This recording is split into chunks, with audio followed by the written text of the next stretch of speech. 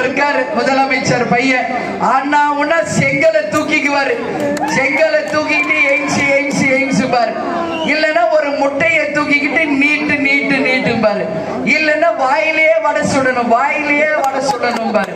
இது மூட தவிர அவருக்கு ஒண்ணுமே தெரியாது. ஆனா விஜய பிரபாகர் அப்படி இல்ல, ஆர்கிடெக்சர் படிச்சிருக்காரு.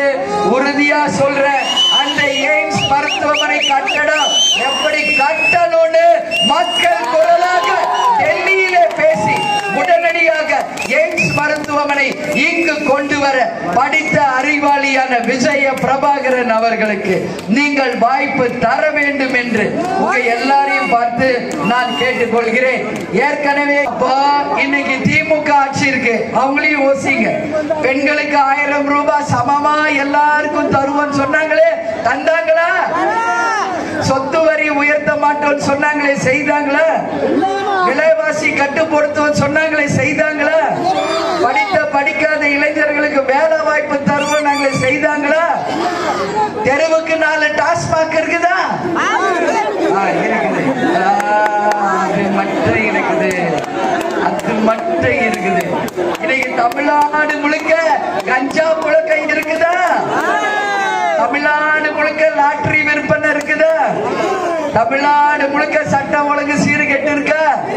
தமிழ்நாடு முழுக்க பாலியல் வன்கொடுமை நடக்குதா? கலெக்ஷன் கரப்ஷன் கமிஷன் நடக்குதா? அப்போ யாருக்கு நம்ம ஓட்டு போடணும்ன்றத சிந்திச்சு நீங்க இந்த வாட்டி ஓட்டு போடணும்னு சொல்லி நான் கேட்டுக்கிறேன். சரிங்களா? இதெல்லாம் பாக்குறப்ப எனக்கு ஒரு பாட்டு தான் ஞாபகம் வருது. புரட்சி தலைவர் பாடினது, எத்தனை காலம் தான் ஏமாற்றுவார் இந்த நாட்டிலே, சொந்த நாட்டிலே, நம் நாட்டிலே பேச்சில மட்டும் வீரம், இவர் செய்வதெல்லாம் வெறும் பேரம். வாக்குகளை கொடுப்பது வழக்கம், அதை மறப்பது இவரது வழக்கம் என்று பாடியிருப்பார் புரட்சி தலைவர் எம்ஜிஆர். அதுதான் இன்னைக்கு நடந்துகிட்டு இருக்கிறது. அதுக்கெல்லாம் நம்ம முற்றுப்புள்ளி வைக்க புரட்சி தலைவர், புரட்சி தலைவி, புரட்சி கலைஞர் ஆசீர்வாதம் பெற்ற இந்த மகத்தான கூட்டணிக்கு அண்ணன் எடப்பாடியார் ஆதரவோடு மகத்தான வெற்றி பெற இந்த கூட்டணிக்கு நீங்கள் வாய்ப்பு தரணும்னு கேட்டுக்கிறேன். இதுவும் இன்னைக்கு நடந்து கொண்டிருக்கிறது. நான் நேரடியா களத்துல போய் பார்த்தேன். என்டிஏ அலையன்ஸ்ல இருக்கிறவரு பிரைம் மினிஸ்டர் ஆவாரா, இல்ல இந்தியா கூட்டணியில இருக்கிறவரு பிரைம் மினிஸ்டர் ஆவாரா? யார் ஆவாங்க? எடப்பாடியார் தானா? உறுதி, அவர் சொல்றதுதான் உண்மை. ஏன்னா இந்த கூட்டணி அமைவதற்கு முன்பு எல்லா கருத்து கணிப்புகளும் தப்பு தப்பா சொன்னாங்க. இன்னைக்கு இந்த கூட்டணி உருவாகி 40 தொகுதியிலும் அண்ணன் எடப்பாடியார் ஒரு புறம், நான் ஒரு புறம் இன்னைக்கு பிரச்சாரம் பண்ண பிறகு இந்த 4 கூட்டணி 4ம் நமதே, 40ம் நமதே, நாளை நமதே அப்படின்னு சொல்றபடி 40 தொகுதிகளையும் வென்றெடுக்க போகிறது என்று இன்றைய கருத்து கணிப்பு சொல்லுது. அதனால நீங்க சொன்னது உண்மைதான். எடப்பாடியார் தான் அடுத்த பிரதமராக வர அதிகமாக வாய்ப்பு இருக்கிறது என்பதை இந்த நேரத்தில் உங்களுக்கு சொல்றேன். எது வேணாலும் அரசியல்ல நடக்கலாம். ஏன் சொல்றேன்னா, தேவே கவுடன் ஒருத்தர் இருந்தார், அவர் ஆகலையா? இன்னைக்கு மற்ற தலைவர்கள் ஆகலையா? அது மாதிரி அரசியல எது வேணாலும் நடக்கும். எனவே நீங்கள் சிந்திச்சு 40 தொகுதிகளையும் நாம் வென்றெடுக்கும் போது உறுதியாக அண்ணன் எடப்பாடியார் முதல்வர் மட்டுமில்லை, இந்தியாவின் பிரதமராக கூட அவருக்கு வாய்ப்பு உண்டு என்பதை இந்த நேரத்தில் உங்களுக்கு உறுதி அளிக்கிறேன். அதனாலதான் சொல்றேன்.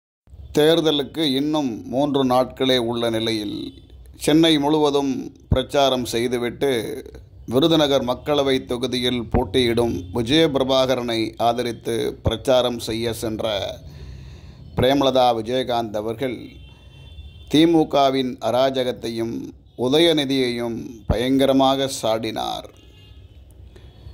அடிக்கடி செங்கலை காட்டுவார், இல்லையென்றால் பல்லை காட்டுவார், கல்லை காட்டுவார், நீட்டென்று முட்டையை காட்டுவார் என்று பல விமர்சனங்களை அடுக்கி உதயநிதி அவர்களை கடுமையாக விமர்சித்து பிரச்சாரம் செய்தார். அங்கே கூடியிருக்கக்கூடிய கூட்டம் அனைத்துமே வரக்கூடிய தேமுதிக பொதுச் செயலாளர் பிரேமலதா விஜயகாந்த் அவர்களை காணுவதற்காக கூடிய கூட்டம். பணம் கொடுத்து கூட்டப்படாத, தானாக முன்வந்து கேப்டன் அவர்களின் துணைவியாரை பார்க்க வேண்டும், வேட்பாளரை பார்க்க வேண்டும் என்று கூடிய கூட்டம்.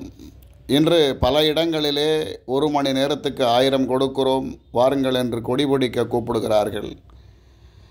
அவர்கள் கொடி பிடிக்க சென்றால் 5 நிமிடம் கொடியை பிடித்துவிட்டு ஆங்காங்கே சந்து பொந்தில் ஒளிந்து கொள்வார்கள். ஆனால் இந்த கூட்டம் அப்படி அல்ல. இந்த கூட்டங்கள் அனைத்தும் அன்புக்காக கூடிய கூட்டம் என்றே சொல்லப்படுகிறது.